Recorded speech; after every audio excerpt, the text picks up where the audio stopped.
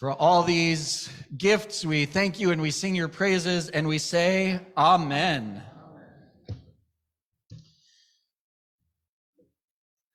As you could have seen, perhaps, these they're not there anymore, but my kiddos, they like to climb, they like to play, and as many of you do, I'm sure, they like to play hide and seek. And hide and seek is fun with them, especially because they don't quite get it yet, right?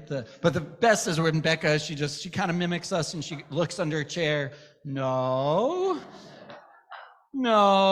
and keeps going. She doesn't quite get it, but she gets that part. My favorite was a few weeks ago, I was hiding in a closet and they just kept walking by and had no idea I was there. And they kept shouting and wait for them to leave. And I'd say, I'm right here. And they had no idea. Just open the door. And I was right there, but they didn't see me. So too with God in so many ways, as we will see, or as we do see in our Torah portion this week. So we're in Vayeshev. It's the story of some brothers who don't always get along. Some of you might not get along with siblings, those of you, but you don't have it this bad. You don't have it this bad. He is very disliked by his brothers. He is kind of spoiled and he likes to tattle on them. And so they say, you know what, we're going to hurt him.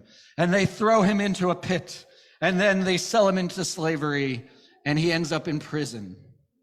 But in the long run, it works out for the best because Joseph eventually makes his way up the ranks and he becomes second in command of Egypt and saves his family and saves the Jewish people, or who become the Jewish people. But what's interesting is the plain reading of the text doesn't really have much of God. God's not really there. There's, as Rabbi Gunther Plaut says, an absence of divine revelation, except for a couple of verses here and there. And one of those verses says that the Eternal was with Joseph.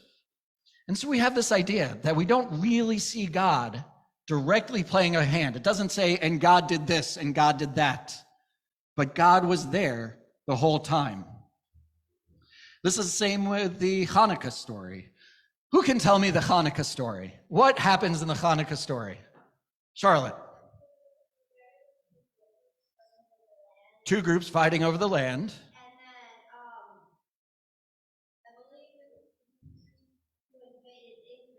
Yep.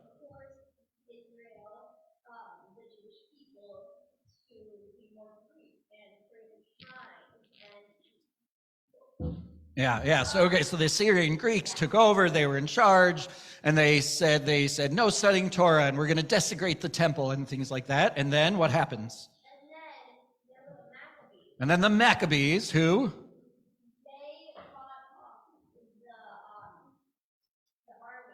Even though they were greatly outnumbered because they didn't give up. Yeah, so they fought, they didn't give up. I want someone else to take over. What happens after that? What happens in the story? The Maccabees defeat the Syrian Greeks and then?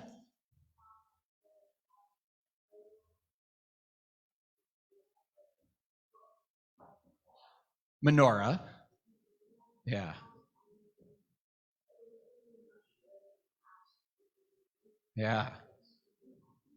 Yeah, exactly. So they came to rededicate the temple and the menorah, which at that time was a 7-branched menorah and was supposed to be lit all the time. And it took the runner 8 days to go and come back with the oil. They only had enough for one night, but they lit it anyway. He came back, and it lasted all 8 nights. Now, the reason I split it up is because, in many ways, these are two separate stories. If you read some of the earlier texts from the book of Maccabees, it's all about the war, and we don't read about the oil. And then hundreds of years later, the rabbi said, oh, but there's also this story about the oil. And what I like about that is that in both stories, God is there, but not quite, you don't see God. In the military victory, it's really about the people. But of course, we believe that God was there helping them. And then later we get the oil story, and God is a little more present, right? Having this oil last 8 days is a little more obvious. But either way, both stories show that God is present even when we cannot see God. My hope for all of us on this Shabbat, on this Hanukkah, is that we can take that idea and carry it with us. Take this mentality that even if we can't see God, even if we don't always feel God's presence, that we try to recognize and try to understand that God is there.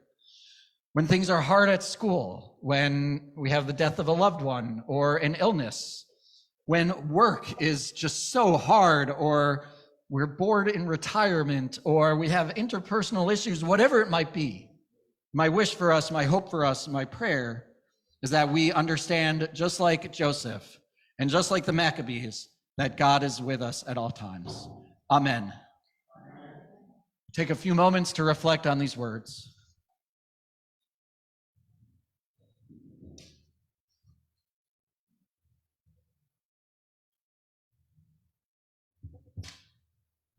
Now we turn to page 2.